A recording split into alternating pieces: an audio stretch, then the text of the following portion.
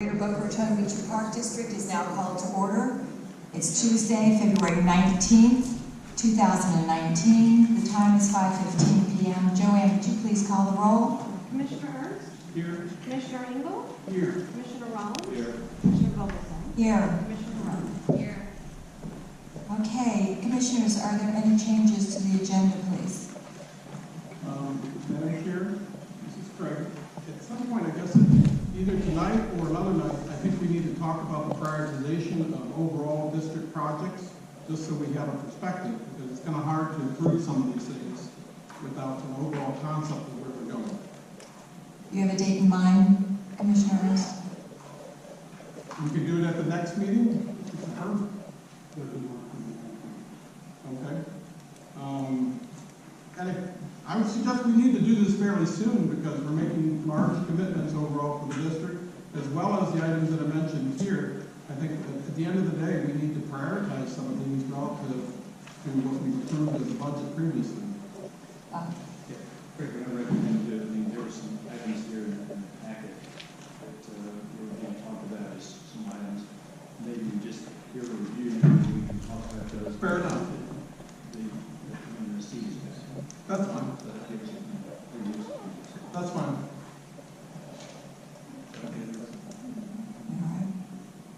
Okay. It's now time for public requests. If you please step to the microphone, give your name and address, and tell us what you're thinking.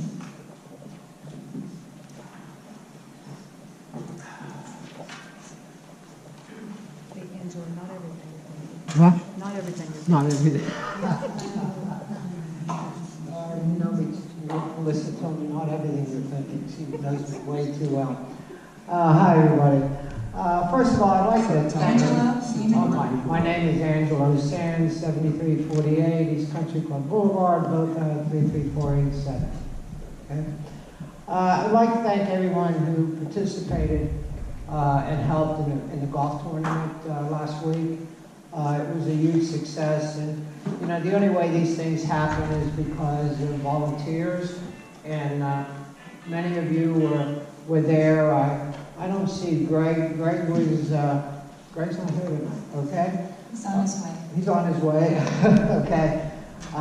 Greg and Leo and Rob Ducate were there every day, and you know, it's nice to know that, you know, these are people that are here as far as the new course is concerned, but their heart's always with golf. And so again, thank all of you that participated in one way, shape, or form as far as the tournament is concerned. And I got my t-shirt. The question I have is more or less for our architectural firms. You know, we're kind of zeroing in on the fixed costs as far as the facility is concerned. You know, there's always variable costs coming down the line. But, you know, out at the golf course, out at the tournament, I had so many people ask me about the facility, the new golf course. And, you know, I'm bragging about how great it's going to be. The second question is always, what do you think it's going to cost to play? So it would be nice if somehow there could be some type of a relationship between what we're doing and the end product is what those green fees, memberships, cart rates, so on and so forth, range fees are going to be. I know it's not, it can't be exact because of variable cost, but I do think it would be helpful if we can start at least looking into that relationship, because obviously that final product, that final cost is what's ultimately going to determine who's going in and out of that golf course. Thank you. Thank you, Angela.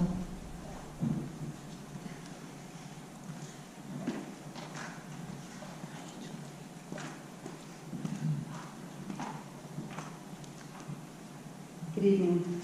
My name is Dottie Provenzano, soon to be Dottie Benson, and I'm a Boca resident. And Can you address that?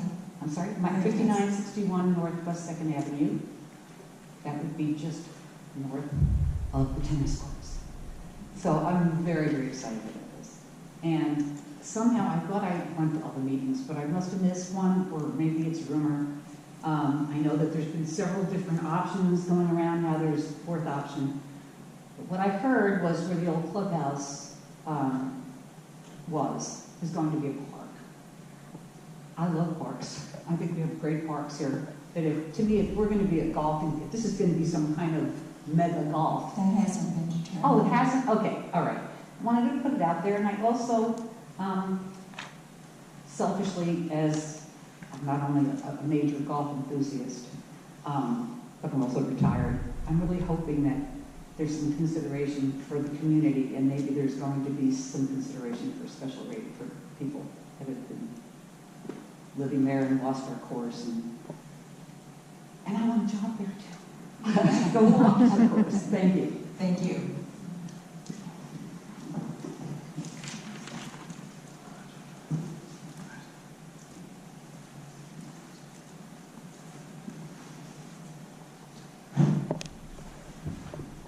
Hello, Robert Duquette, 5351 Northwest 3rd Terrace. I want to thank commissioners.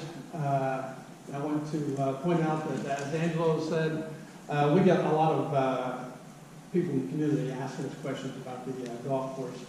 And we try to relay and educate these people as much as possible about what the process is and why it's going to be 2020 as opposed to not next week for having the golf course completed. And so we are in full support of trying to get this golf course done and get it done as expeditiously as possible, but also to make sure it fits what the community is looking at. One of the things that I wanted to point out is on the golf course here, on here's the 7th hole right here. And the only difference between the 7th hole and what we have right now is it's a par 4. So you have a par 5 right there. Then you have number 8 is a par 3. Number 8 as a par 3, you can make those both par 4s. But I can tell you, 8 right there, you have a tee box right in front of the green. I don't know about you, but I'm not a real good golf hitter. I wouldn't want to be on that green or on that tee box there while someone's teeing off in this tee box right here. I know that the architect's trying to use the area right there where the where the maintenance facility is right now. It'd be very easy just to make this a par 4. Some people have asked why I make it a par 3. I tried to tell them that you probably don't want 2 par 3s together back to back. But that area right there is where you could also have a restroom. That's where the restroom was in the past. And you can also have, like I said, 2 par 4s. A par 5 and a par 3 is 8 strokes, 2 par 4s, 8 strokes. That wouldn't change the par on the course at all. So that's one of the things. Also, one of the things that people are always asking about the cost. I'm glad to see Merv here because we haven't heard anything from Merv as far as how this is going to be financed and if, in fact, the Apartment Street can afford this. What's been called $10 million to $20 million of financing. So hopefully at some point we'll hear more about that as well. Thank you. Thank you.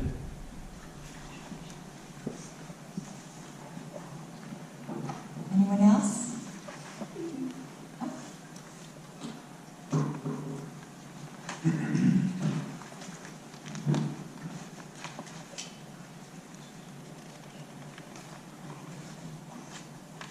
My name is Peggy Hount, 293 Northwest 64th Street.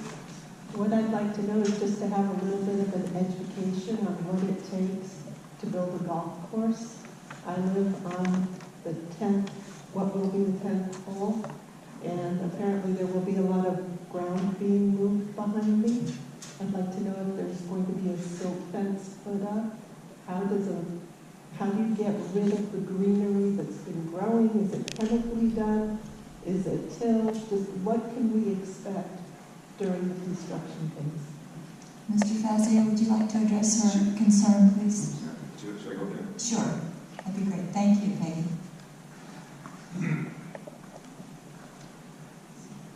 So yes, we'll put up silt fence, and the trees that are currently where the lake is being proposed, those are invasive exotic trees, so all of those have to come down. They'll be taken down with, you know, big equipment. It'll be grinded up and then that'll be hauled off site. There'll be big earth move equipment. We'll be digging the lake. We'll be moving that around to use that fill to lift the areas up that are low on that side of the property. But the one of the reasons for why we have more lakes on the back nine is because we need more storage for irrigation. So we don't have to pull as much water out of the canal, and we can reuse our own water. All the drainage will be going back into those things, and so it'll be kind of just like this big recycling sort of process happening. What was the other thing? We'll use the approved chemicals that, you know, which is, you know, Roundup and stuff like that. What the process will be is they'll start with that, they'll spray out, they'll have to spray it 3 times. They have about a 3-week process in between each spray. And then probably what we'll do on this site is we'll come either with plows and discs, and we'll just literally just flip the dirt over. We'll go over a few times with discs so that we kind of get rid of all the dead grass that's there. And then you'll see surveyors out there will start staking lakes and stuff like that, and then the big equipment will start coming up. And we will probably start with that if we get all the permits at the same time. What we'll do is we'll start with probably big drainage structures. So if we're trying to, we don't have this finalized, but if we have to cross one of the roads, they'll do directional bores so that they won't shut the roads down. They'll get some of this big storm drains in first, and then we'll start with the back nine where your house is, so that we can turn the irrigation on, and we'll grass that, and then we'll either go north or south. Anything else? Thank you, Mr. Fazio. Michelle?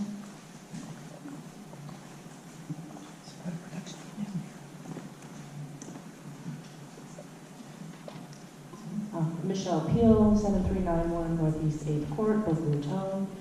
I am not going to talk about golf. I can be your token non-golf person.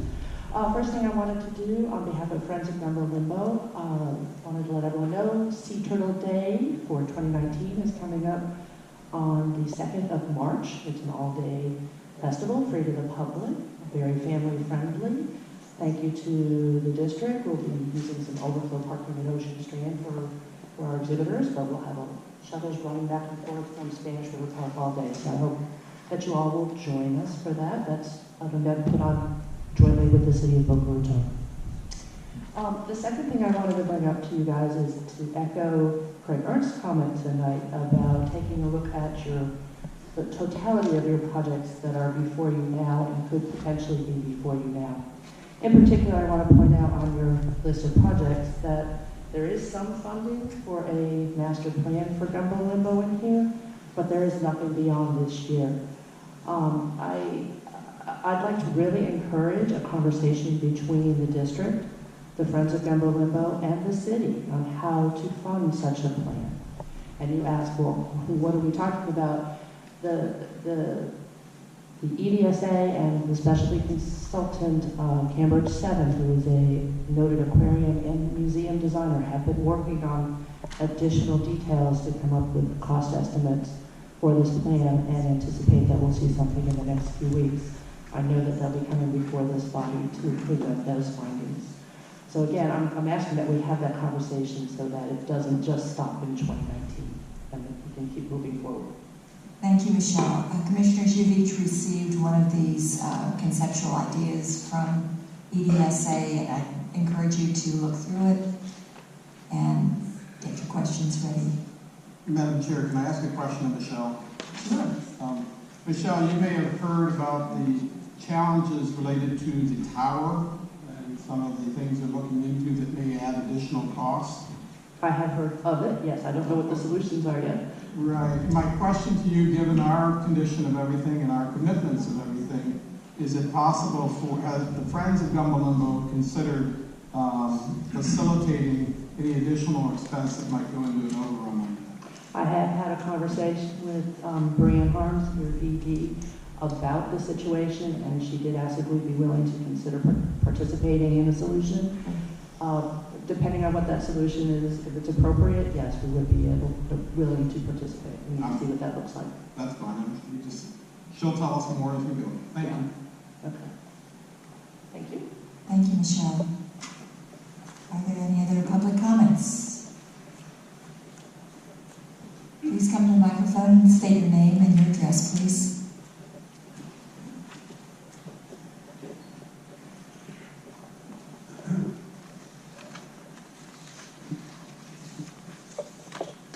My name is Clarence Smith. I live at 256 Northwest 64th Street, and I'm on the 9th tee of the North Course. Due to traffic trying to get here on time, I might have missed something. So I'm just asking, with this addition that you're, or modification that you're planning, what might be the timetable that you plan on moving and start digging? You keep seeing all these pictures of celebrities with their hard hats and nice ties start construction. When might we see that? And anything else I might have missed, I apologize. But military trail and a few others. And 3 or 4 cars on today. Thank you. We are going to have an update on the golf course in the discussion items after our regular points of business. But Mr. Fazio, would you like to comment on when you're going to start moving dirt? Oh, July. July, okay. You just only say July. Yeah, assuming we get all the permits, yeah, we should hopefully July. Great, thank you. Anyone else? At this point, we're going to close public requests, and we're going to recognize that we have Councilwoman Monica Maya here, and we thank you for coming and participating. Okay, at this point, it's time for the approval of the minutes of the previous board meeting, which took place on the, we don't have those. I am corrected, thank you. Okay, let's move to our regular business. Item number 1 is the update by our facilities manager, Melissa Dawson. Melissa, would you please come and talk to us about Patrick Park and the tennis court update?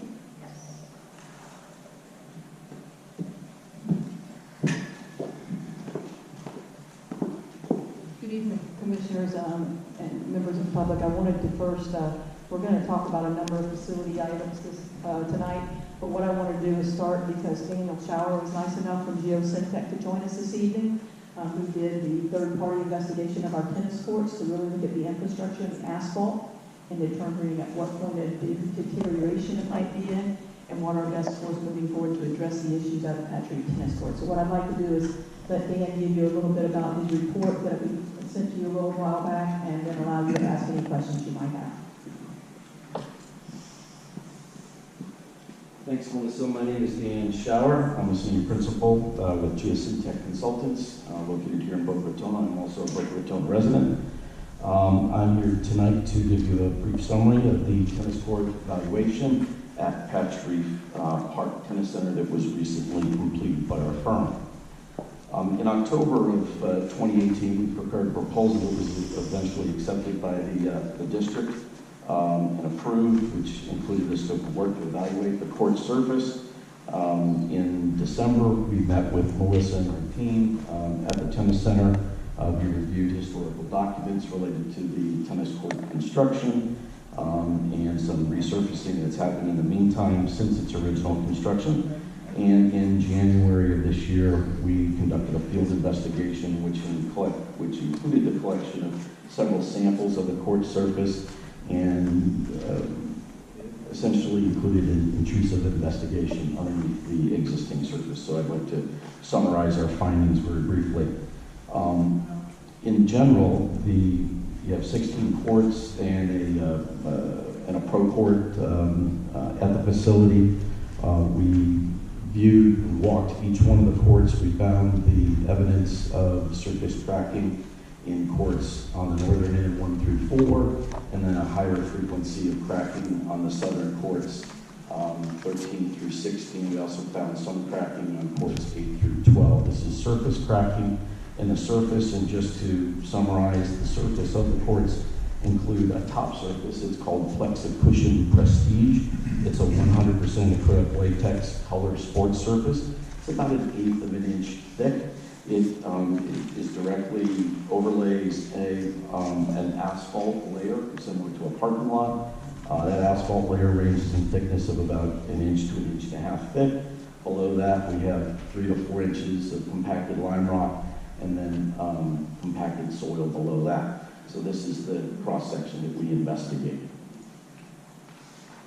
We chose locations for sampling on court 16. It was the court that showed the worst damage. We had both longitudinal cracking, straight line longitudinal cracking, and transverse cracking, or convergent cracking, which were cracks from multiple different areas that converged in one location within the court surface. We picked 3 locations. We took samples, which I have with me today if you're interested in seeing them. A brief summary of our findings are as follows: that cracks generally tended, as I mentioned before, to be more frequent in the in the southern courts, 13 through 16, hence our location of our samples on court 16. The 3 core samples were located generally in this area where it was free of evidence of any subsidence of the tennis courts. There's no major dips or valleys or overall failure of the surface below it. We just see these cracks in the surface. Again, no outward expression of failure of the subsurface whatsoever. The cores ranged in thickness from 1.5 to 1 inch in thickness. The one core that we found that was thinnest was where we had a location of convergent cracks coming in from multiple directions. The measurements of the cracks, the maximum dimension of the crack at the surface was about 1/8 of an inch, as I mentioned before, at the surface in a horizontal dimension. In a vertical dimension, the cracks penetrated all the way through that Plexicushion acrylic surface and through the entire thickness of the asphalt. So it penetrated the asphalt, but it did not penetrate the soil layers below it.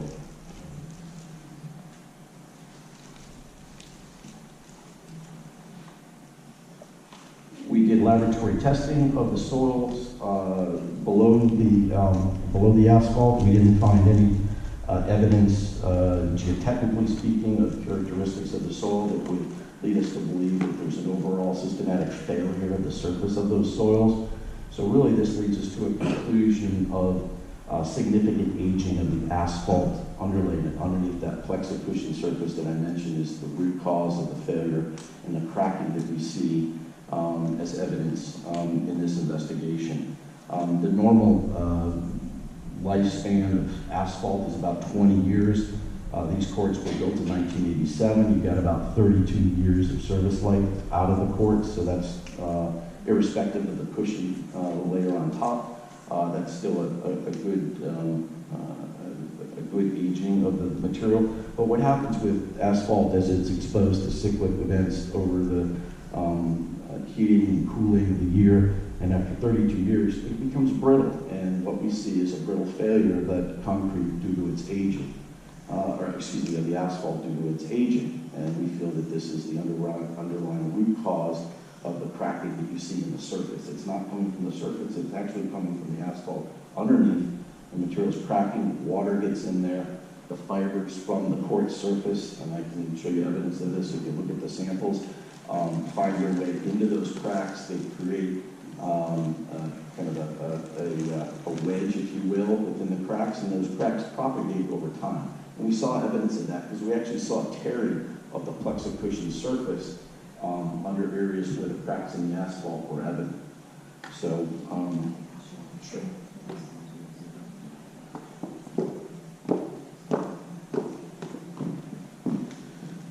So to conclude, we feel that certainly the courts have exceeded their engineered life expectancy of about 20 years. These are various samples of the cores that Melissa's showing you. We feel that the court could be repaired, it was repaired, excuse me, it was repaired in 2016, if I'm not mistaken. A resurfacing was done, and the cracks that we've seen in this investigation that I have multiple pictures of in our report have occurred since that time. I think if another resurfacing was performed, it's our opinion that the cracks would reappear in 2 to 3 years, likely. However, with a more aggressive repair of sealing of the cracks with asphaltic material and a resurfacing, you might get a couple of more years, beyond 2 or 3 years, before you're going to see the cracks reappear. Our long-term recommendation is certainly to consider a wholesale rehabilitation of the courts, tearing them out, replacing them with specifications that are equivalent or greater to what you have out there right now. Maybe a little bit thicker asphalt, more compaction, more lime rock underlay that you might get a couple extra years, certainly lifespan and longevity out of the courts themselves. So with that, I'll open up to any questions you may have for me. Commissioners? What's the cost of, do you have a cost estimate for us of the filling the cracks and resurfacing? Bria, I'm sorry, Aaron, when I talked to the gentleman before, that the 2 different quotes they had given me is to resurface the courts again with a full fiberglass cover was approximately $150,000. I think what Dan's talking about right now would probably be a little bit more involved in that because you have to go and work on the asphalt some, so I don't have that price yet. And then the full, complete renovation of the courts would be probably around $1 to $1.1 million. Right, so it'd be a little bit more than $150,000 for the cracks and the resurfacing. We're fixing the cracks that we see now, and you get another 3 years or more out of that service before a wholesale rehabilitation would be performed. Dan, you feel pretty comfortable we can get 3 to 5 years for that, though, right? I think definitely the cracks will come back. There's no doubt about it. But based on our experience and what we've shown through the evidence of this investigation, I think it's certainly likely that 2 to 4 years of extended life. Again, with some cracking, if it's reasonable and given the playing surface, then it should be recognized that that will reoccur. But I think we can stretch it, and this is what we would say. The question, what started this was the sand coming through the surface there.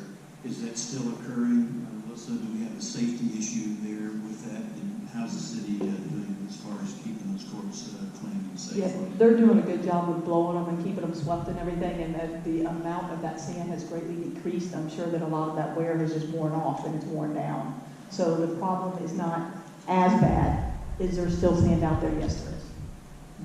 Would you be able to firm up a cost to do the filling in the cracks for us, as well as the resurface? No, we got the acrylic surface we were talking about putting down about $150,000, but I know what you got to do is probably got to carve out a channel on those breaks and then fill those in. Correct. Compact. So, Yeah, so that'll add to what I'll do is that'll be my next step to investigate that. So we can come back to you with an all-in fiberglass with these cracks patched price to move forward to get us through 2 to 4 years, if that's the direction of what we're going. To follow up with, we're looking at prioritizing things, and that'd be important to know that for because it is a safety issue that we're looking at, which is what brought this to the forefront. I'm certainly going to tackle that as soon as possible. So if you can come back with some numbers on the asphalt. In your opinion, Dan, do you think that scheduling and how the courts are used has any impact on the longevity of the project that we're going to do? I can tell you they're well used, that's for sure. But I don't see that, certainly if there's good quality control and good products used in a resurfacing effort, and there's a warranty given for that effort, that we should feel confident that the materials will live up to it. I don't think it's scheduling or use of them in any way. I think it's really related to the performance of the materials themselves that are used to create the surface. They need to be good quality, and there needs to be quality control, and during its installation and refurbishment to make sure that the contractor industry that they say they are and warranting that they will be. So that's my opinion. So please put that in your notes. Craig, do you have anything? Bob addressed the question I was interested about the sand, but the total count of courts you mentioned here, I think is 11 tennis courts, and I want to say there's either 19 or 21 out there. There's 17, 16 recreational courts and 1 pro court. In my report, I mentioned a portion of those because we didn't see any appreciable cracking in courts 5 through 9. So I didn't include those in my summary. Okay, so the end game of this is either you do a temporary fix that, roughly 150,000 for all courts, just to be consistent, or we go through and start taking all the courts out and do a redo of all the courts, comprehensive redo, and that is probably in a $1 million neighborhood. That's correct.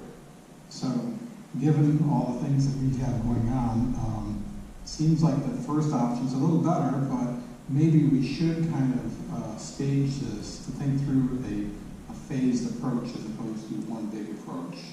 I don't know if that's something that we would consider, but...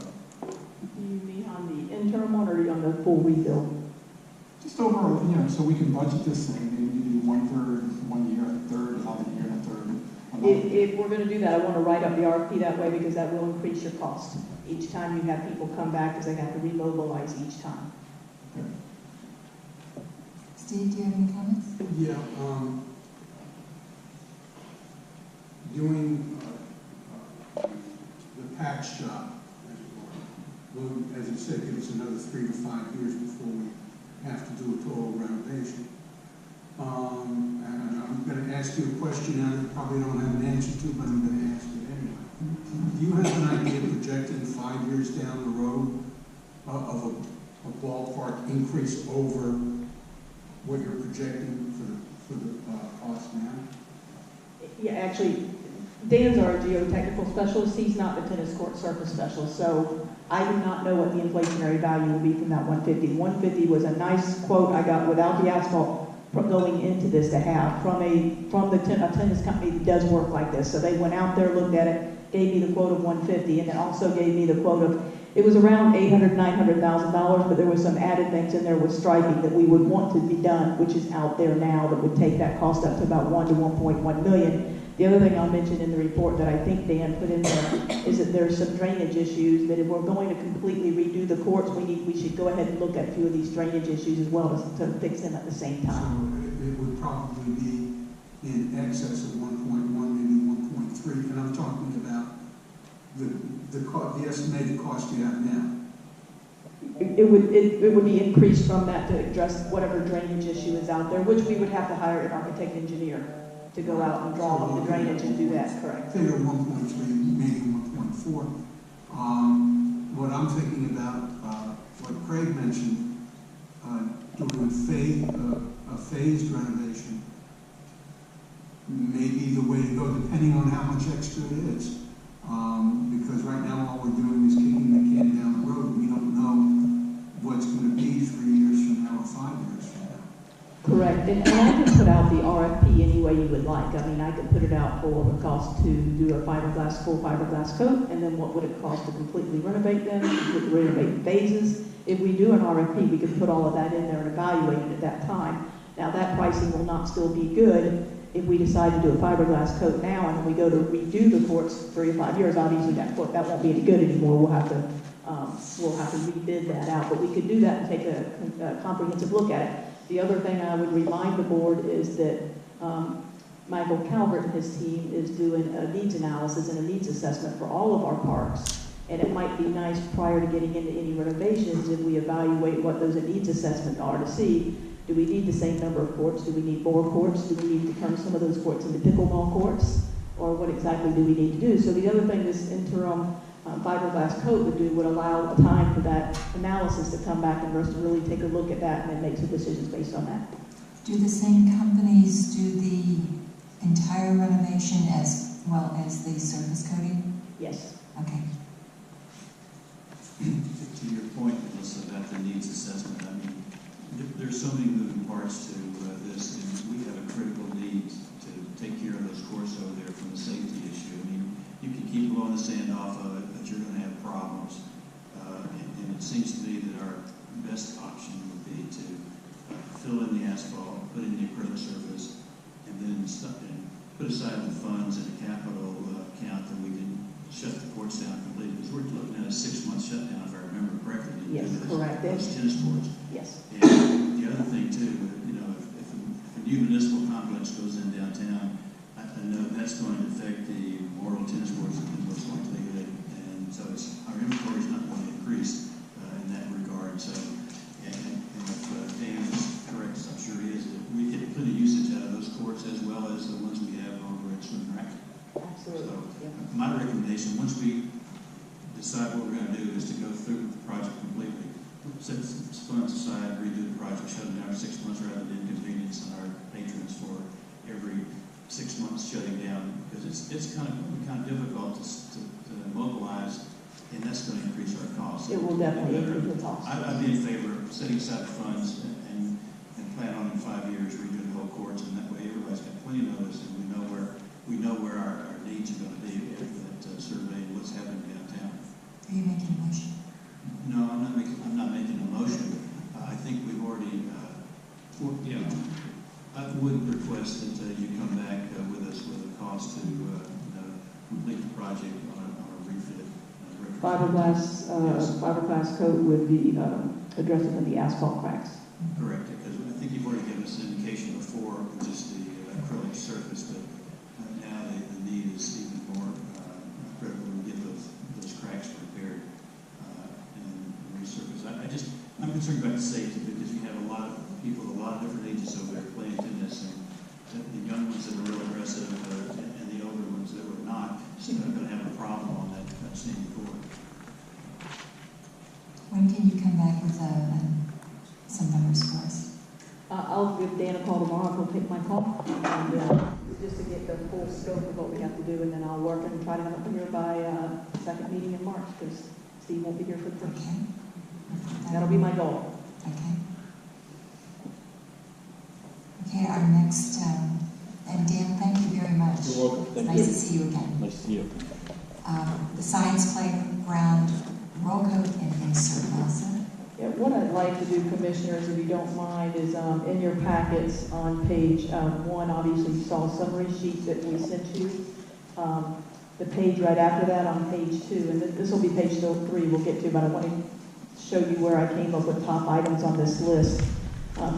This list on page 2 is the list that the city sent us. Everything under city proposed 2019 are the capital projects that were proposed by the city that the board did approve funding for. That does not mean that they approved the project. You simply approved the funding for them. What I would like to do is there are some items that we have that either have popped up or were not put in the budget, one being the tennis courts, etc., that I think we should address this year. So what I did is, with Brian's permission, is I met with Mike and his team, and we came up with some projects that we felt like were put in the budget and approved for this year that could be rescheduled and replaced by some projects that may be of a little bit higher importance at this time. That does not mean that everything is on page 2 that did not get moved forward. It doesn't mean it's approved. It just means that Michael's reserving the spot to come back to you and ask for permission for those projects in the future. I simply wanted to come up with projects that he and I and his team all agreed that we could reschedule. So you'll notice on page 3, and that's what's behind that everybody can see, the items at the top are the items that we did have agreement could be rescheduled. And quickly we'll say there was, and there's notes in there as to why. With the Gumbo Limbo master plan, it's not taking anything away from Gumbo Limbo. What we needed, what was requested of us for this budget year, was the 95.6 to assist with the continuing plans from EDSA.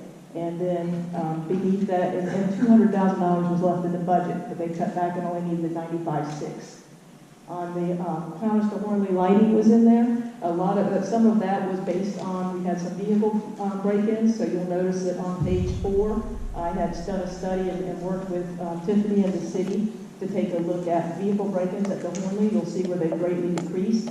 Some of that was because I believe when, as JD was going out and Tiffany was coming in, there were some adjustments to the ranger schedule and how the rangers were assigned out there. So those have decreased, so we feel like that is a project that could be put off for a future year.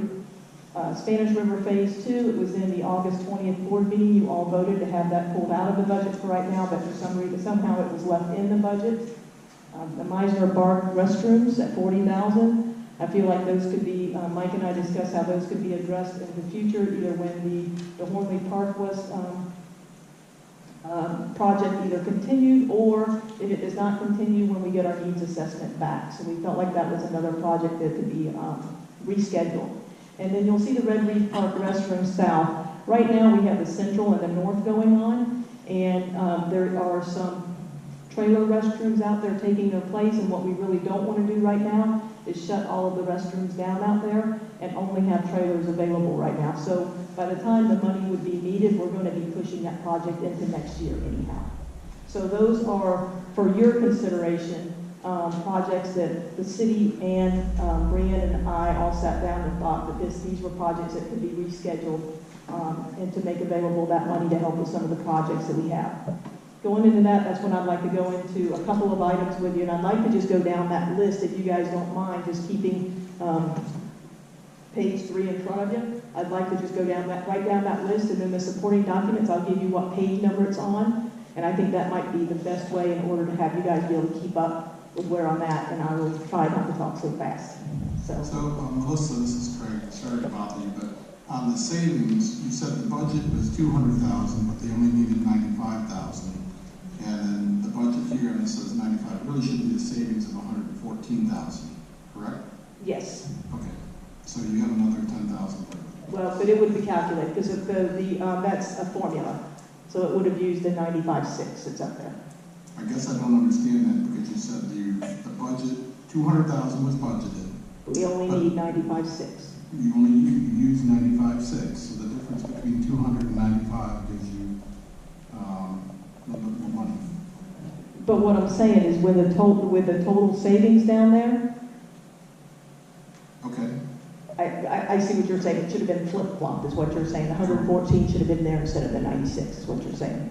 Maybe it's not 105, Yeah, I understand what you're saying. But see, there we've saved even more money, Craig. Okay. See how much money we can save by just talking this all out? All right, good job. So now down to the projects.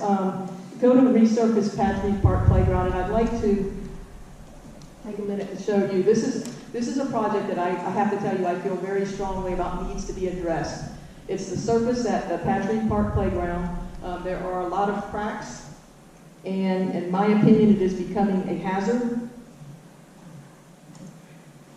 So these are some samples of some of the cracks that are out there. There's a number of different places. There's 2 different poured in place surfaces. There's actually 3 if you count the splash pad, but I would like to change that to a different type of surfacing. But there's 3 poured in place surfaces, and you'll see the cracks there.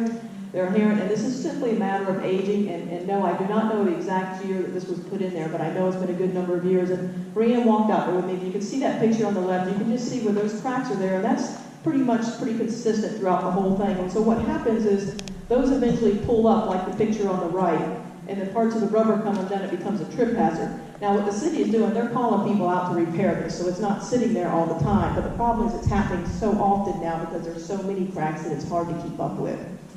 So also, this is the area that is turf, and you can see the seams are coming undone there, which will create a trip hazard for young people as they play in the playground as well. And then this is the wet area, and I'm sorry, I had that in a little video, but it got lost in translation. And you see the area on the side to the left. The reason why I want to get the poured in place out of there, and I've talked to the city, and they're in agreement with me about it, is that's a poured in place. And what's happening there is the water is coming down that right-hand side where you see the wood concrete showing through. The water is causing that surface to come to wear, right where the water is landing on it, and then the water is getting underneath the poured in place surfaces and causing the bubbles that you see on the left-hand side. When the bubbles come up, not only is it a trip hazard, but as you can see, it also hurts with the drainage, and then we have algae and stuff that build up on it, so it makes it harder to keep it clean. I believe. Okay, yeah, you can't see that next picture yet. That's a surprise for the end. So, on page 5 is where you'll find their all of these pictures that I just had before. What I'm before you today asking is I don't have quotes. I did ask for a company to give me quotes to fix the areas that I think need to be addressed is approximately $125,000. I think you'll see I put a placeholder in there of $150,000, and that is because obviously we will have to bid this project out. If there's any permitting, et cetera, that would have to go. So what I'm here asking for is permission to put out a bid simply. That's not to spend any money or do anything, but simply to put out a bid to get quotes to repair the playground surface at Patrick Park. Commissioners? Question for Melissa. So when was this installed and how, there's no warranty, I assume? But I'll be honest, I don't know what was installed. I've been going there with my first one since school one, so at least 9 years at least.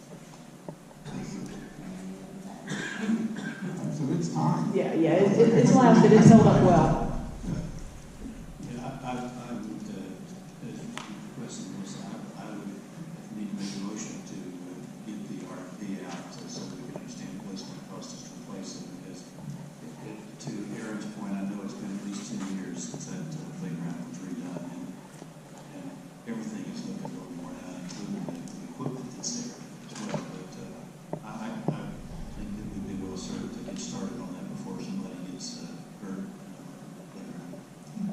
And that's a motion. Do I hear a second? Second.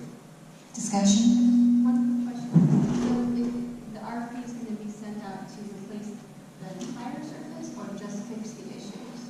To replace to resurface. Resurface the whole- Yeah, to resurface two of the poured in place with replacing it with poured in place. To take out the poured in place and the splash pad and put a different type of surface in there.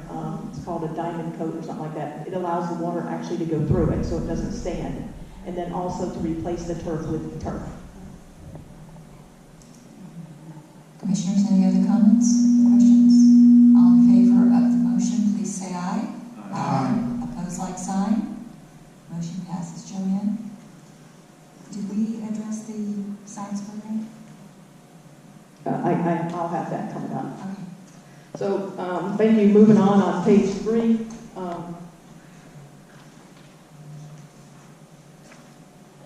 If you go down, you'll see just for accounting, what I was trying to do is I know that you guys have money items coming at you quickly. All I was trying to do with these cover sheet is to show you areas that if you're in agreement, these are areas where these projects should be covered, because I didn't want to come with you with a bunch of high-dollar CIP projects and then have no way of funding them. So you'll see on there that I was just showing that we covered the overage of the artificial turf in the savings, and we choose to do that. You'll see the tennis courts, which I just wanted to let Dan go ahead and go home early, so they're on there next. Then with the next item down there that is a request up for consideration. We do not need any movement on it tonight if you do not wish, but I would like to put it before you for consideration, is the multi-park canopies. And that will be on page 36. I have some drawings of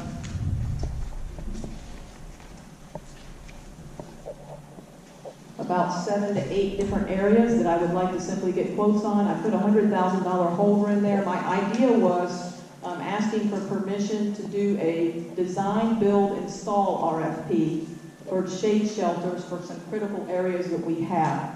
Now, that money that I set aside would not address all the shade areas I have, but then it would also work for a budget guideline for future budgeting purposes, a financial guideline. So what I'm requesting for you to consider doing is I showed you some areas that I feel definitely need some shade coverage, where I feel very strongly about, and I know we've talked about this quite a bit, and I know, Aaron, you've mentioned it as my first goal is to get some shade on the science playground here at Sugar Sand Park. And that is the biggest goal of putting this out right now. My idea would be to put it out, have these pictures in there, let companies give us their idea of design, build, install shade, and then we have a menu of items that you commissioners can vote on of which ones you want to prioritize and get done at whatever level of money you'd like to spend. So all of these are at Sugar Sand Park, all 7? No, 4 of them are at Sugar Sand Park. 3 of them are in the science playground. Pretty much the number 1 priority is on basically the toddler train and slide. Surface temperature gets up to over 100 degrees on that, and it's such fair skin that I'm very concerned about that. We have had a lot of complaints come into Sugar Sand about that as well. Then there's also 2 separate areas that have swings out in the science playground. I would like to get them covered for the same area that the seats get. And then the other quote here at Sugar Sand Park is actually the top lot. It has no shade under paths whatsoever, and that's the lot that you see right when you're driving in straight in front of you. And then over at Spanish River Park, I have both the playground to get some better shade over there because they have some small shade up, but with the way it's cast, it really does not cover that playground appropriately. And then I know Commissioner Rollins was interested in some shade because there's none for the spectators at soccer events right now, so to get quotes on those and find out what that would cost in the future. There is shade at Spanish River Park for the softball stands, but there's none for soccer. So again, that's up to you whether you want to make movement or not. I'm asking for permission to do an RFP, but obviously if you guys would like to consider that and bring it back to a future meeting, happy to do so. I'm not asking for the money. I'd simply like to do the RFP, and then when it comes in, evaluate what you may or may not want to spend on those items. Commissioners, what's your pleasure? I think an RFP would be a great idea. Is that a motion? So moved. I'd just like to add that if we're going to prioritize items, we need to know what the costs are. I think the shade for the tot line is utmost priority. We've had a lot of complaints about that. And then these projects probably adapt themselves to some of it facing in because they're not as large. But I think we need to know what the cost is so we can begin prioritizing what we need to. Yeah, absolutely. And I think, one of the reasons why I wanted to do an RFP too is I really wanted to challenge the people to come with us for solutions on the tot area in the science playground because it's such a large area that needs to be covered. Everybody has a different idea. Will shade sails work best out there, or will what can get us the best coverage out there? And I really want companies to come up and design that for us. I've talked to 2 different companies when I was getting quotes last year, and their ideas were so totally different that I would like us just to have laid out there for us so we can take they can take diagrams and pictures and show it to us, and all of that is on the design, build, and solve. And then we can pick not only the financial one that you like the most, but we can also pick the one that would fit the best design out there. Madam Chair, we have a chance. Just inquire for the record. I am assuming that the discussion we're about to have, a motion we're about to consider, it's not just to get quotes, but to get a hard RFP with numbers. You're looking for something to actually deal with that actually encompasses the issues, not just a quotation. Because you get a lack of bidders if the bidders know that you're not proposing to do something serious. So it's numbers and hard numbers for the projects contemplated, and the motion will be in order to the extent that you make one. That's why, just so you know, and that's why, thank you, Sam, because that's important that it's clear, is my idea is I would really like to get some shade on that top area in the science playground. So if you guys are willing, that's why I had set a certain amount of money in there to just say, let's hold this, let's at least do that, but let's get these other prices as they come in, and you may choose to do more at that time. Any other comments, Commissioners? My only other comment would be, I defer to the team to decide what the priority is. I think they're all needed, particularly for the shade. And I would also encourage you, if you get as far along to actually doing it, try to do it at the tail end of hurricane season as opposed to. Good point. We will also, when we write the RFP, I will work with Greg Stevens' team with the city to make sure there's some lock and slide mechanisms that make them easier to take down. And I do know in my recent conversations with Greg is they have also hired and have somebody on standby that actually will come out and take shade shelters down for them during hurricane season as well now, because it was very taxing getting them down and back up on his teams. So they now have a blanket purchase order out there for that. Any other comments, Commissioners? I'll call the question. All in favor of the motion, please say aye. Aye. Opposed, like sign. Motion passes. Okay, Commissioners, and on the last little bit here, we're getting close. If you will go to page 39. There was also approved in the budget $100,000 for projects for the Beach and Parks District. So this is a breakdown on page 39 of those items that could be funded. These are not capital items. These are smaller items I feel need to be done. Some of these items have already been approved. They were on there just again to show you where this money could come from so it does not make a negative impact on the budget. With the first ones I'd like to draw your attention is the science playground. roll coat and inserts on page 40 is where the quotes are, so the very next page. This is not something with multiple quotes because this is a warranty issue. The roll coat that we have out there now, they just came in and completely redid all the terracotta areas for us, which was approximately almost half the playground, all under warranty work. And while they were out, and that was because of the problems we were having, while they were out there, they also went into all the areas and put their wear course inserts in there to show us what they could do. And the playground looks great. I don't know if any of you have been out there since they've done that. And those wear courses are really holding up around, especially around the, and it's a merry-go-round when I was a kid. What do they call it? A spinner now. But it's holding up much better with that courseware out there. So we, in order to maintain our warranty, we have to do a roll coat this year in March because it's every 2 years, so we have to do it to maintain the warranty. And I think that that's already paid for itself in one aspect. And then what I am recommending is, and you'll see it's only $3,500 to do the remainder of the areas that need the inserts in it. And so I would like to recommend to the board that when we do the roll coat, we go ahead and have them put the remainder of the course inserts in there. What that is all the areas where there's a landing area, around the merry-go-rounds, underneath the swings, at the end of slides where kids land, where there's just extra tear, and it's a much more dense surface that takes the wear and tear better. Commissioners, any questions for Melissa? So Melissa, what you're saying is that you would like, we have no choice on the warranty. Not even want to maintain a warranty, but you do have a choice on the $35.85. Okay, so you're asking for support for finishing off the inserts, is that what you're asking? Yes, I would like to do the roll coats and the inserts. I think the playground will hold up much better with them. I think it seems to be a great project. I know that, Brianne, you've had a chance to walk around out there, right? It's holding up very well. So that's something that we need a motion on, Sam? Yes, sir. I make a motion that we authorize the roll code and the additional to provide the inserts. A total of $25,325 for just make it not to exceed $26,000. Do I hear a second? Second. Mr. Engel seconds. Discussion? Call the question. All in favor of the roll code and the inserts, please say aye. Aye. Opposed, like sign. Motion passes, Joanne. Thank you, Melissa. And then the final, as far as information on the Swim and Racket Center, on page 48, you'll see some solutions, proposals laid out there for commissioners. I believe if you remember correctly, you noticed that we've had some issues with the floor slipping at the Swim and Racket Center. The tile that is down there is very slick.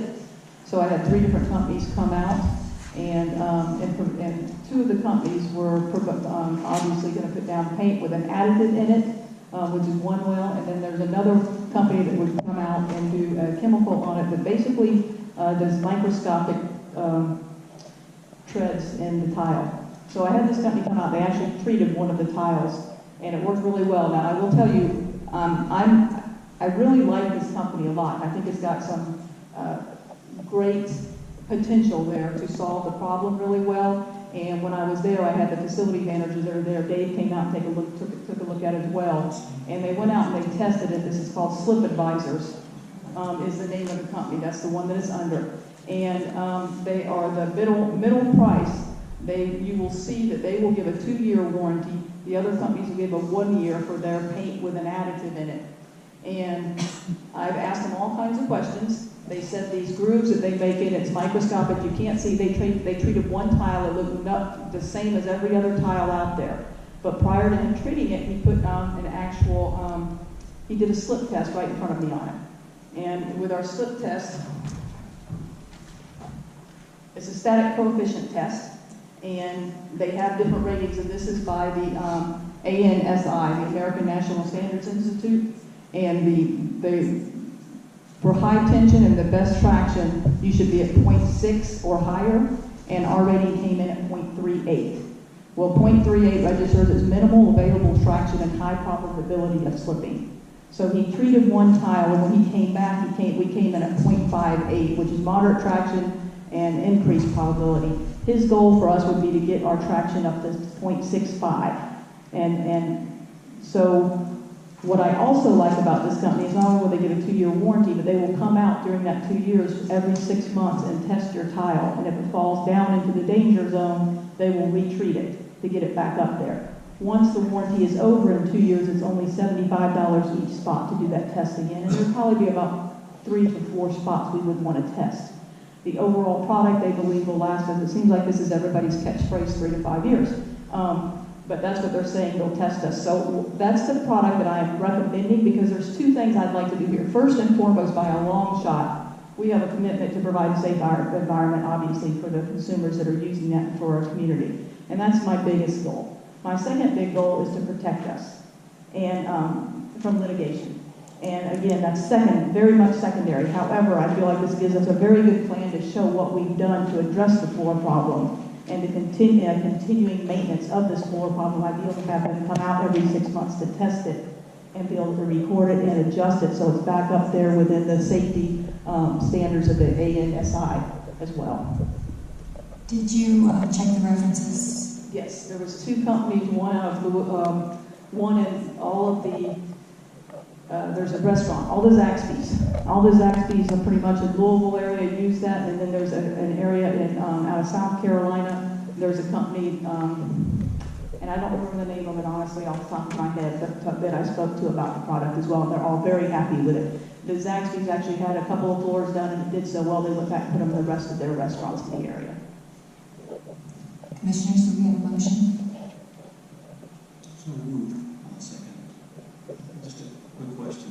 So there's testimonies in here from slip doctors. Is that the same as the slip advisors? Yes. The parent company out of is called Slip Doctors, and that's how I actually got their name. So the local people that install it here in Florida is Slip Advisors, but it's the same product. We have some great references with Disney, Amtrak, Fairfield Inn, YMCA's, and these great references there. It was amazing. I had not seen a slip test done before, and it was very neat to watch them do it. I actually stayed over there and watched them do it, watched them do the whole treatment, and then watched them come in and do the treatment and treat it afterwards. And it was really good and kind of gave you a peace of mind, and you could definitely tell the difference with it. And the other thing is the nice thing about this, it does not change the look or the sight of your floor at all either. With your other additives, you get a little bit of a change in the look and the feel of your floor with the additives. How soon can we get started? 2 weeks. He told me he needed 2 weeks. To get started? Yes, okay. To get it scheduled. I'll call the question. All in favor of hiring slip advisors for the Swim and Racket Club, please say aye. Aye. Opposed, like sign. Joanne, the motion passes. All right, the very last thing I have for you guys today is I just wanted to actually point out something here because I would like to point out what a great job Mike's doing here. So as I was over at the Swim and Racket Center, I took some few pictures so you can see what the office will look like coming up. So that is the lobby entrance of the second floor offices, which will be the Greater Boca Raton Beach and Parks District. That's part of the lobby as well. Here's one of the offices. There's 3 offices in there that are identical to this. The kitchen, most important room in there, I think, right? Break room, kitchen. Tough crowd. And this is the boardroom with your nice looking table set up over there, and the side table for Joanne and I. There's the view from the audience looking up to the commissioners' tables, and here is a view of the table, the room. There's 52 chairs in there right now, so obviously that's quite a bit bigger than the room that we have currently. Here's the playground that's out there. I'll give you just a few more. This is the playground that's out there right now. There's the lockers that were recently installed, and the signage package went in. So that's just a sample of what the signage looks like. Also, the blinds and the shades were put in last week, so it's really coming together and looking good. Mike's done a good working job with it, so thank you, Mike. Mike got the furniture in and everything set for us, too. So I was out there, and I just thought since Mike hadn't brought you any pictures, I'd bring them in and brag about Mike for a minute. Thank you, Mike. That's quite impressive. When do you anticipate we move? Everything is connected, and if we move, it's entirely up to the commission. It's moving that.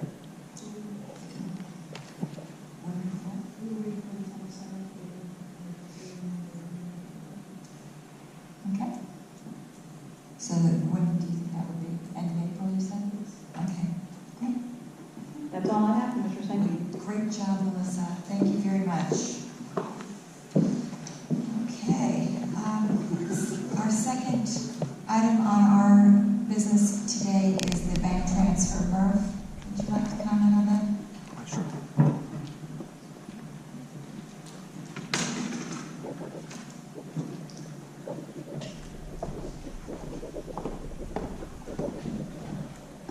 Good evening, Commissioner.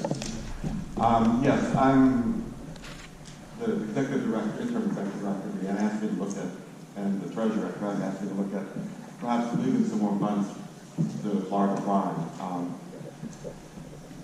Currently we have, we received all of our tax money. We haven't received any bills from the city of Boca Raton yet. Normally they start coming in March and April.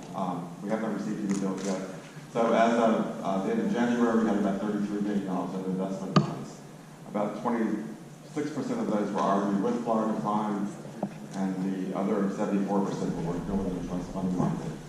There's a substantial difference in interest rates. Northern Trust is current rate at 1.75. The Florida Prime is it's computed monthly, but in January they offered 2.67. And with that kind of money, I mean, we're talking almost $20,000 for a month by moving $20 million, say, to the Florida Prime. It works very similar to a bank. You have as many transfers as you need a month. You have as many transactions as you have a month. We would simply move the money to Florida Prime, and then those funds would be transferred back when we move them to pay bills. And we know in advance what the bills are going to be, so it's just a matter of having the office staff moving those funds and having them here for the transfer, basically, to fund those bills. But like I said earlier, we have not received any billings from the city. Of course, that's $20 million of this money will be used to pay those bills from the city of Boca Raton this year. The other money will be used for capital projects. So, What are the risks? Any risks? I think remember this was the old SBA fund that had some problems in 2008 when the market was down. And they straightened it up a lot. They have $13.8 billion under investment now. They changed their whole way of governance, and I think it's paid off for them. Localities are putting it back. The city of Boca Raton is substantial a part of their portfolio back in there as well. I don't see any risk. I feel very comfortable with their in now. They're rated AAA by Standard & Poor's, which is very substantial, good rating. If you look at, I sent you a bunch of different web pages. If you look at some of what they've invested in now, I don't see any red flags that, they know more mortgage-backed securities than most. They had some of those before, and that's what caused those problems. So I would feel very comfortable with that. Thank you. Commissioners, questions for Mr. Timberlake? No questions, but I just want to point out that the budgetary impact, if we, for a full year, is worth $230,000 additional funds, so it can cover all of Melissa's projects easily.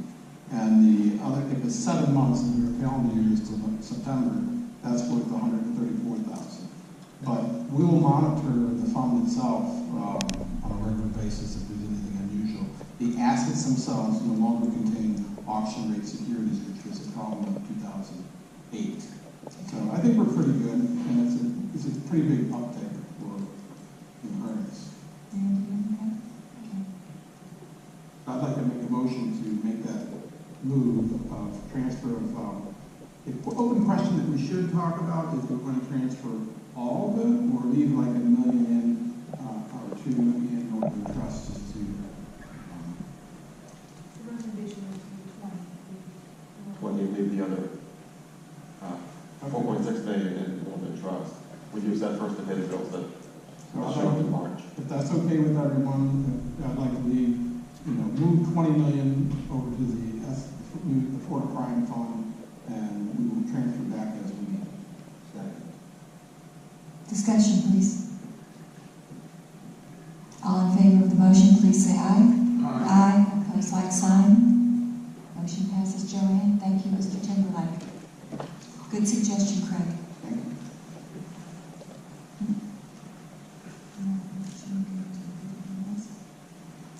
Our next item is the approval of payroll and invoices. You have a revised sheet in your packet, Commissioners. Mr. Ernst.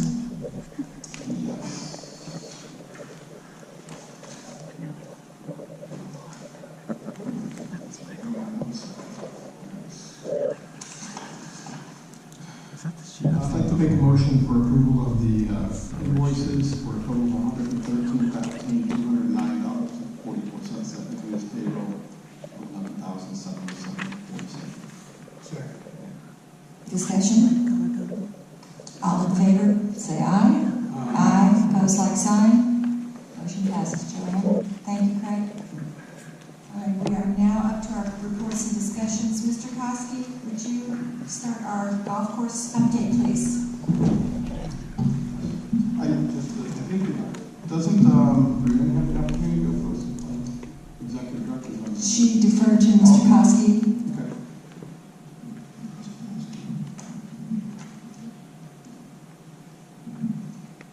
Madam Chair, as we all know, in our interlocal agreement for acquisition of the real property for the Boca National Golf Course, we are obligated to have the City of Boca Raton approve the plans and improvements that we are contemplating for the site. Mr. Branwaith and the Price Fazio team have brought to us a handout. I hope everybody has gotten it, either in hard copy or in, it's available on a web link that they provided, and hopefully we can put that on the website as well. But I would ask that the board authorize this document to be delivered to the City of Boca Raton as an indication of what the proposed improvements will be, the estimated cost of said improvements, and the timeline associated with construction of the project, all of which are contained within the report. I think the sooner we get this information to the city, the better we will be, so that we can set a joint meeting with the city to finalize the project to meet that date of July that Mr. Fazio has indicated will be the beginning of construction. I think the presentation is very complete. There are probably some things in there that you have not seen before. At least one commissioner has raised some questions which we will answer prior to delivery if there are edits needed to be made to the handout that Wayne has prepared for us. So I would ask your approval of the content of the document, both on the remaining design cost and our anticipated improvements for the project, and the authority to deliver to the city manager's office. Commissioners, do you have any questions for Mr. Kosky or Mr. Branthwaite or Mr. Fazio? Well, in all honesty, I haven't had a chance to review the handout, so I can't approve deliverance to the city until I've had an opportunity to review and see if I have any questions. I got this document this morning.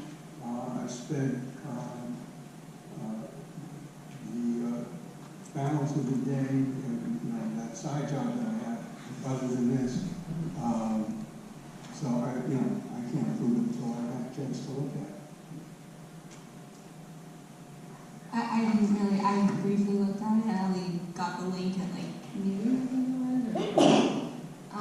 But just briefly looking at it, it's a little confusing where the layout that was approved at the last meeting with the 11 holes on the east side has no option number on it. And then it discusses option 2, option 1, and then it says option 1 meets all district objectives. So it doesn't really clarify which option we're actually using, I feel. And then it talks about, like, there's development of the project concept with the maintenance facility on the east side, and I just feel like it's a little confusing of exactly what we're doing. Mr. Branthwaite, would you like to clarify some of her concerns? I'm not quite sure exactly what you mean by what's confusing or what. Well, if you go through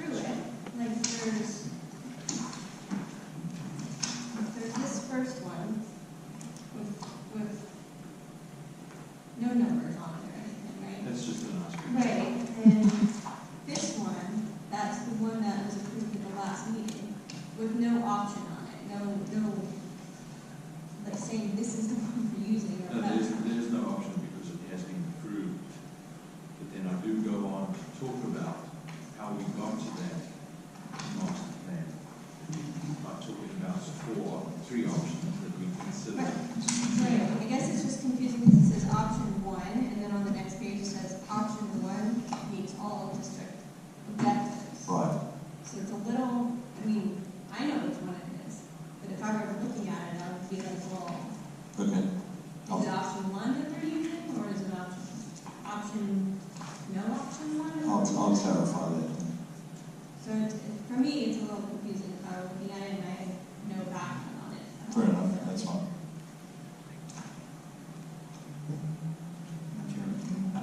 One of the issues that last time were the financial aspects of development, Wayne. I think that you nailed that pretty good with the details that you provided on that. I did have the opportunity to go through it today, and I thought this was a tremendous improvement over what we talked about in the past. And I know that it's still a working document that will probably require some tweaking as we go through. And noted as you address the concerns regarding goal number 7, and by putting additional, I think you mentioned some large trees and palms on that side, on the left-hand side, to discourage folks from taking the shortcut across the tops of the homes. But I was satisfied with the financial components that you put together as far as construction costs. I didn't necessarily like the construction costs. None of us do. And I know that your team spent a lot of time developing these construction documents and the way they all fit together. I thought was important. I wish I could comment on the other designs as far as the slope rating and stuff, but I'm still trying to learn that to my golf game anyway. So, and I haven't designed a golf course before, but from what I'm looking at, you've done a masterful job putting this together. Thank you. I'm sorry that we were late getting this. Some of us haven't had a chance to review it, but I'm satisfied that this is a document with maybe a clarification here on something we can deliver to the city, because that'll answer a lot of questions. And so, with maybe some clarity on which of these plans, so there's no question about it, maybe that would solve your problem. Steve's hasn't looked at it, and I'm not suggesting he give his grace on it until he has that opportunity. Sure. Well, Craig made some comments to me this afternoon, so it'll give us some time to incorporate those changes to it as well. Steve, when you're out of town next week? Yeah, I have a corporate event. I'll be in town, but just by the time I get done, the meeting will, I wouldn't be able to get here till 7 or 7:30 at night. Unless you want to move the meeting back to 7 or 7:30, I don't think.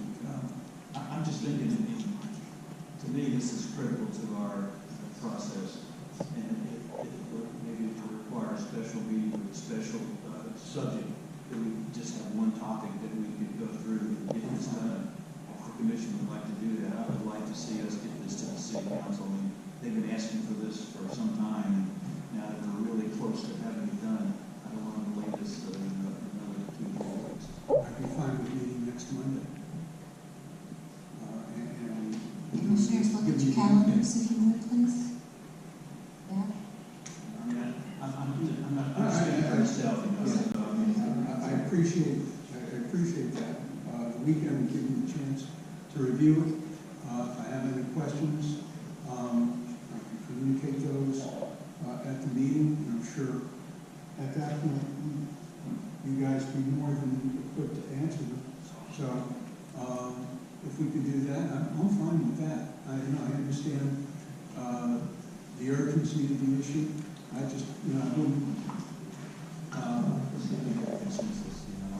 Just my proposal. I mean, I'd like to see it involved, even involves a special meeting with this agenda to discuss it, clarify parents' concerns, and Greg has a financial number that he's had a chance to look at it and see if they Well, a couple of things. First of all, I guess I would say, I had the opportunity to talk to Art this morning, and it always helps a lot when I talk to Art because it tells you where he's at in the process. And I also followed up with And I did take the time to go through to read the proposal, and I was quite design team, and I did take the step, the most important part of it to me was the golf part of it.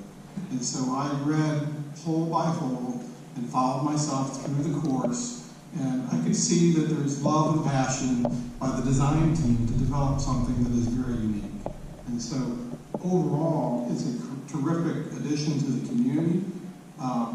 So I agree with Bob. I'd like to push forward with the design to go forward with it. But for all of us, I think we still have to address this kind of, it's a lot of money, and it's you know, where is that going to happen? How is that going to overlay with our district? In my view, there's three components to this thing. One part is just the design and making a first-class golf course. And there's this other component of affordability and how it overlays with what we can afford and the community can afford. And then there's that third component of our friends of the city. You know, how are they going to help support this project, because it's a massive undertaking for all of us. So Well, that's why we're doing this, so they can see right. that. And I think we're getting there. There will probably be more questions, but there's some things I gave Wayne a longer list of things. None of them I don't think he can address and incorporate, so that we meet on Monday, if that's doable. It's okay with me, and try to let it go forward. Mr. Koski, do you have any conflicts on Monday? If I do, I'll make sure they're eliminated.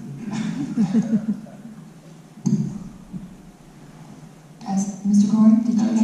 Yeah, if you're looking to schedule a special meeting by motion, it would be useful to set a date, time, and place, so it can be properly posted and advertised. If you're looking for Monday the 25th, I assume that's the date you're looking for. Yes, There's a single subject agenda specifically for the golf course conversation.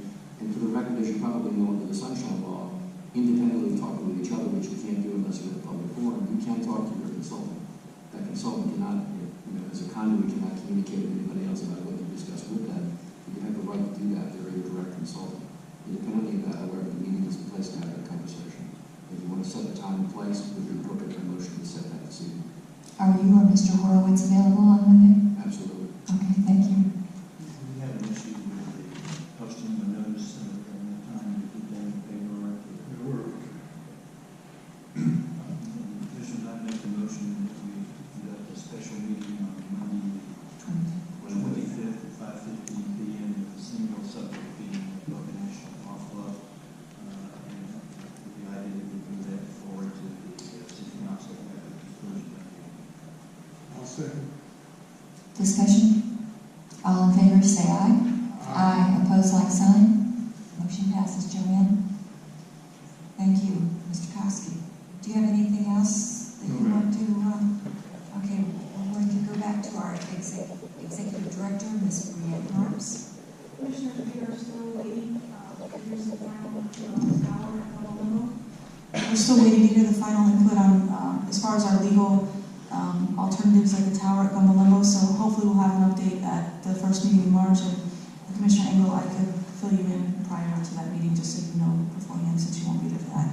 I'm going to send out a revised employee manual on Friday. So far, I only have the changes from Commissioner Ernst and Commissioner Rollins, so if there are any other changes, you guys can get those to me, we can get it updated, and I think that's on the March 18th meeting. But I want to give you time to go through all the new changes. And that's it.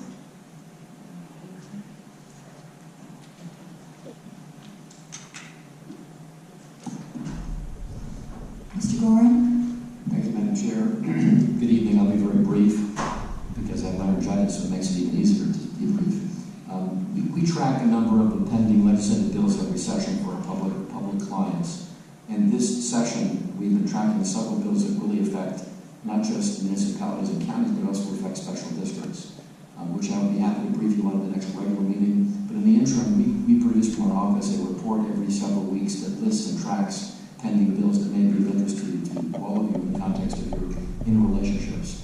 One bill I want you to pay attention to that you'll get a copy of when I send it through the offices is House Bill 265 and Senate Bill 518 as a companion bill. Senate Bill 518 and House Bill 265, which was recently filed, does have some legs and affects the implications of the Florida Sunshine Law as it affects not just municipalities and counties, but also special districts. Put some very unique burdens on local governmental special districts that are not currently in place. We've been looking at the bill carefully because it has some significant implications regarding impacts on public officials, particularly elected officials like themselves, in the context of conducting public meetings. It actually places liability on members of sitting special district boards, which could be a potential non-criminal infraction under the Sunshine Law or a potential criminal infraction for conducting meetings which would be contrary to the way that they're being proposed. It is a subject which is legion in Florida regarding making public access to public meetings accessible. It provides, for example, for a unique provision, if I may quickly offer, that suggests that members of the board who typically can sit mute, as the case would be, not be required to answer questions of the public. It actually would burden public provisions to answer questions of members of the public, not only in a meeting, but also potentially in writing, as the case may be. It also requires publication and submission of agendas within 3 days of the meeting. Requires delivery of certain documents at meetings that are required, would be required by law. It also provides for what a reasonable notice actually would mean in the context of having public meetings. There must have been something which occurred elsewhere besides South Florida which caused this bill to be filed. It's a repeat of last year, but it's probably more rational this year. It has actually some refinements that are serious. We will be happy to better analyze the bill for you at the next meeting. We'll give you a copy of our most recent report that governs pending legislation that affects not just districts, but also cities and counties, which have some interrelationship as well. But as you probably know, the legislature is very interested in preemption. What is preemption? Preemption basically to take the rights away of local government, which includes special districts, and to actually retain power and authority in Tallahassee to make decisions that can affect what you do and how you do it. You are a creature of the legislature, which is a little bit different, but the bills that we've seen thus far this year have some implications, not just for cities and counties, but also special district-based organizations like your own that could be implicated by these potential bills. I'll send you out the report tomorrow. We can chat further about it at the next meeting, as the case may be. But thank you for listening as always, and thank you for your commitment. And we'll schedule the 25th on our calendars to be with you as well. We look forward to hearing about this. Thank you, Mr. Warren. Thank you. Commissioners, Mr. Ernst, would you like to start with your reports, please? I have no report. Okay. Mr. Enlow? Nothing except I want to commend Melissa Dawson for the excellent job she did in her presentation tonight. Thank you. Really covered everything. Thank you. I appreciate it. Thank you very much. Ms. Wright? Mr. Rollins? Just one follow-up. I mean, as we move this document forward, which I presume we probably will on the golf course, I think we need to start right away looking at the financial performance, how this is going to happen, as Craig's mentioned, how do we pay for it, and just as importantly to answer the public, what kind of revenue stream is this going to throw out, and how is it going to help us repay the debt that we've got. So I know there's a good number of opportunities out there for us to look at, along with the greens fees, but we do have properties there that we really haven't decided. We've kind of eliminated a hotel, but there may be an opportunity to look at some other retail revenue producing event. And I think that we just should not take anything off the table as we start looking at the financial performance of this, because we have an obligation to run this at community prices for our community, and at the same time cover our financial responsibility to keep this project on track. We probably won't be able to do that the first year, but certainly the long-term plan would be to have this project come in at a profit. Thank you. I just have a couple of things. Commissioners, I'd like to encourage you to consult with Mr. Brathwaite, Mr. Fazio. If you have questions prior to the meetings, and I know they'll be more than happy to answer your questions. And I also see that our friend Councilwoman O'Rourke is here, along with Councilwoman Maya, and we thank you very much for attending. It's been brought to my attention that some of the public feels that we should be attending more workshops and city council meetings, so Brianne and I are going to share that responsibility. If anybody else has the time and they're not retired like I am, please just let me know if you will be there, so I don't attend, so we don't have any conflicts. And I thank Michelle for coming in to remind us that we are in the process of talking about gumbo limbo with EDSA, and we look forward to hearing more about that. Our future meeting will be on March 4th. No, I take that back, February 25th is a special meeting, and then the next meeting will be March 4th. So, yes, ma'am. The 18th meeting, that's spring break, we're away, just recently that happened. So I don't know if you want to reschedule that 18th meeting or. Commissioners, did you? I should be for the 18th. As to rescheduling, I'd have to take a look and see what availabilities I have. I have a couple of family obligations coming up. I don't know how those are going to play out. Yes, sir. I recommend, we're going to have these occasions come up, and unless it's something where we need to take a vote on that's critical, we can schedule around that. I think we should stick with the agenda, with the meeting dates that we approved back in December. I don't know that I'm able to make every meeting do that, and don't expect to, but if there's something that's important that we need to have a full consensus on, we can always schedule that around that person. And that's not that would be my. I'm going.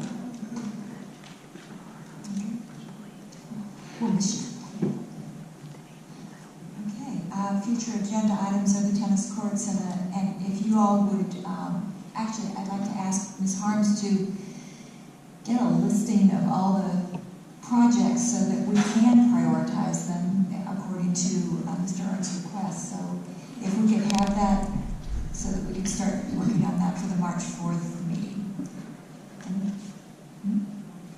And Don Estridge also, the ILA for Don Estridge height. Oh, they did. Okay, anything else? On the prioritization of projects, just a thought is that there are some projects that are very easy that can be done, and it's just a financial decision, but there are others that are more time intensive. So we know the golf course is very time intensive and a big project for all of us. We have to kind of pace ourselves, particularly with the attached roof project forthcoming, and other things are just financial contribution of or the tower. So maybe we can kind of categorize them as we go, if that, couple of weeks or whatever it is. Sounds good. Do I hear a motion to? Second?